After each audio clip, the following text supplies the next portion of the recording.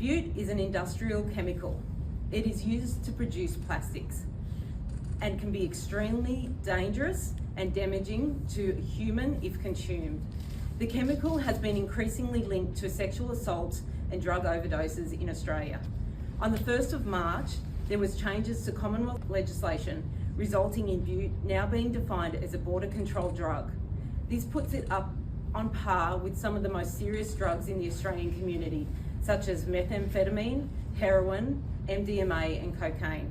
This change means that those convicted of illegally importing Bute will now face up to a maximum life imprisonment. To give you an indication of the size and seriousness of this problem, since the change in legislation on the 1st of March, more than 4,200 litres of Bute has been seized in Sydney alone. We know these seizures aren't for legitimate purposes. What we are seeing is the same methodology and concealment factors that are used to import other border control drugs into Australia. On one occasion, an ABF detection of 180 litres led to the identification of 1,400 litres already in the Australian community in a warehouse in Sydney.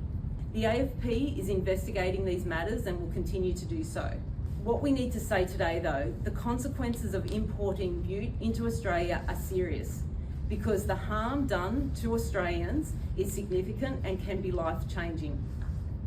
When ingested, Bute is absorbed by the body and metabolises to GHB. It is a depressant that slows down messaging travelling between the brain and body. It slows down the functions of the nervous system and makes would-be victims really vulnerable. If ingested, it can produce serious side effects, including breathing problems, hallucinations, loss of consciousness, and even death. It is extremely unsafe. We are also becoming increasingly concerned with reports that Bute is one of the central drivers to non-fatal and fatal GHB overdoses in Australia, and is used to facilitate sexual assaults through the spiking of food and drink.